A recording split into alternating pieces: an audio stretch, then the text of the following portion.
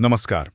आज हामी एउटा यस्तो विषयमा कुरा गर्दैछौँ जुन हामी सबैको स्वास्थ्यसँग जोडिएको छ, मुख स्वास्थ्य। हो। तर कुरा केवल दाँत माझ्नुभन्दा अलि गहिरो छ। हामीसँग एउटा जर्नल लेख छ जसले मुख स्वास्थ्य शिक्षालाई कसरी साँच्चीकै प्रभावकारी बनाउन सकिन्छ भनेर केलाएको छ। खासमा विभिन्न मान्छेका लागि एउटै सन्देशले काम गर्दैन भन्ने यसको सार हो। हाम्रो आजको उद्देश्य यही हो, यो बुझ्नु कि कसरी सही दर्शकलाई सही तरिकाले जानकारी दिएर मुख स्वास्थ्यमा सुधार ल्याउन सकिन्छ। ल, यसलाई अलि गहिराईमा हेरौँ न त। एकदम। यो लक्षित दृष्टिकोण टार्गेटेड अप्रोच भनौँ न, यो महत्त्वपूर्ण छ किनभने मुख स्वास्थ्यको आवश्यकता र बुझाइ उमेर, जीवनको अवस्था अनि समग्र स्वास्थ्य स्थिति अनुसार फरक हुन्छ। हो नि। 5 वर्षको बच्चालाई दिइने शिक्षा र 65 वर्षको वृद्धलाई चाहिने जानकारी त एउटै हुन सक्दैन नि, होइन र? सक्दैन। अन्ततः लक्ष्य त केवल जानकारी दिनु मात्र होइन, मानिसहरूको बानी व्यवहारमा सकारात्मक परिवर्तन ल्याएर उनीहरूको मुख स्वास्थ्य राम्रो बनाउनु हो। त्यो लक्षित दृष्टिकोण नै मुख्य जस्तो देखिन्छ। लेखले दर्शकहरूलाई वर्गीकरण गर्नुपर्छ भन्छ, होइन? यसले 5 वटा मुख्य समूहहरू पहिचान गरेको रहेछ। उमेर अनुसारका समूहहरू जस्तै बालबालिका, वयस्क, वृद्ध, अनि विशेष अवस्था भएका समूहहरू जस्तै गर्भवती महिला, मधुमेहका बिरामी। हो, अनि अरू पनि छन्। अरू हाल कुनै दन्त समस्या नभएका तर रोकथाम चाहने व्यक्तिहरू, अनि विभिन्न किसिमका दन्त उपचार गराइरहेका बिरामीहरू र आम सञ्चार माध्यम मार्फत सन्देश दिनुपर्ने ठूलो समूह पनि हो। र यहाँ चाखलाग्दो कुरा के छ भने नि, प्रत्येक समूहका लागि शैक्षिक सामग्री र समय पनि फरक हुनुपर्छ रे। जस्तै उमेर अनुसार हेर्दा प्री स्कुलका साना नानी बाबुहरू उनीहरू धेरै बेर ध्यान दिन सक्दैनन्। उनीहरूका लागि खेलकुद वा रमाइलो तरिकाले 5 मिनट जति खानामा गुलियो कुरा कम गर्ने बारे सिकाउनु प्रभावकारी होला। 5 मिनट मात्रै हो। तर वयस्कहरूका लागि गिजाको रोग पेरियोडोन्टल डिजिजको कारण, असर र रोकथाम बारे वा कृत्रिम दाँत डेन्चर्स को हेरचाह कसरी गर्ने भन्ने जस्ता अलि विस्तृत विषयमा आधा घण्टा जति छलफल गर्न सकिन्छ। त्यो त हो। उमेर बाहेक अरू कस्ता पक्षले मान्छेको मुख स्वास्थ्य सम्बन्धी आवश्यकता फरक पार्छ होला त? लेखले ती विशेष समूहबारे के भन्छ? जस्तै गर्भवती महिलाको कुरा गर्दा, गर्भवती महिला एकदमै महत्त्वपूर्ण समूह हो। गर्भावस्थामा हर्मोनमा आउने परिवर्तनले गर्दा कस्तो भने नि, गिजा सुन्निने र रगत आउने, प्रेग्नेन्सी जिन्जिभाइटिस जस्ता समस्या देखिने जोखिम बढी हुन्छ। हो र? त्यसैले उहाँहरूलाई गर्भावस्थाले मुख स्वास्थ्यमा पार्ने असर, खानपानमा ध्यान दिनुपर्ने कुरा, विशेष गरी पोषण र गुलियोको मात्रा, र सबैभन्दा महत्त्वपूर्ण दाँत माझ्ने सही तरिका सिकाउनु, TBI, टुथ ब्रशिङ इन्स्ट्रक्सन, त्यसमा जोड दिनुपर्छ।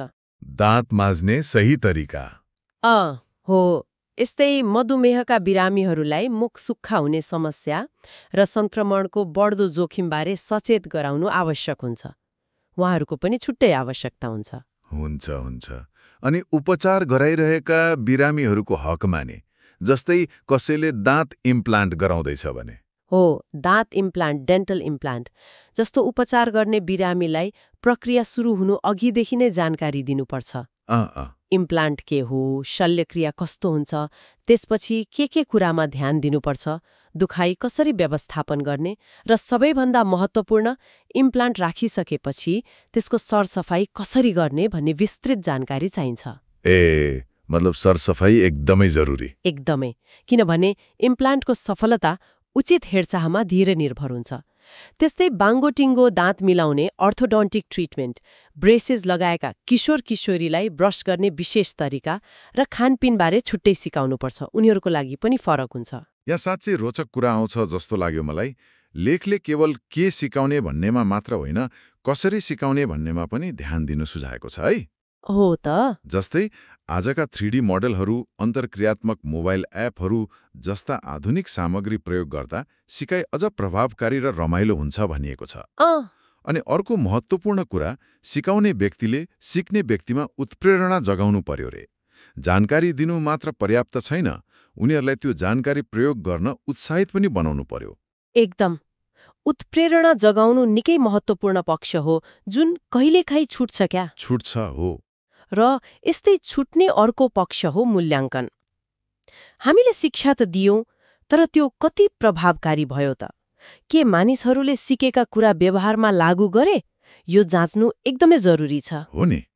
लेखले त शिक्षा दिएको करिब 1 महिनापछि मूल्याङ्कन गर्न सुझाव दिएको छ, ताकि सिकेको कुरा कति टिक्यो र बानीमा परिवर्तन आयो कि आएन भनेर थाहा होस्। 1 महिनापछि? हो। यसले एउटा गम्भीर प्रश्न खडा गर्छ, कार्यक्रमको सफलता कसरी मापन गर्ने? केवल ज्ञान बढेको देखाएर पुग्छ कि साँच्चीकै मुख स्वास्थ्य सूचकहरूमा, जस्तै गिजाको अवस्थामा सुधार आएको हुनुपर्छ?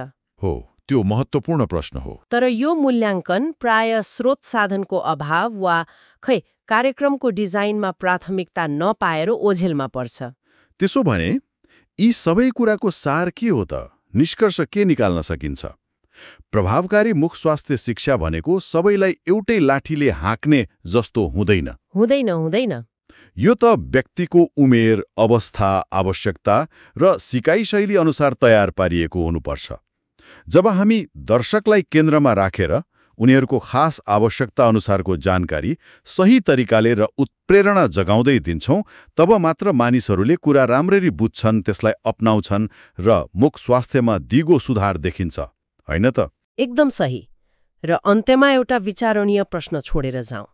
हामीले विषयवस्तुलाई दर्शक अनुसार मिलाउने कुरा त गर्यौं, तर यी फरक समूहसम्म पुग्न र उनीहरूमा अधिकतम प्रभाव पार्नका लागि शिक्षा दिने शैली वा माध्यमलाई चाहिँ कसरी अझ राम्रोसँग मिलाउन सकिन्छ होला?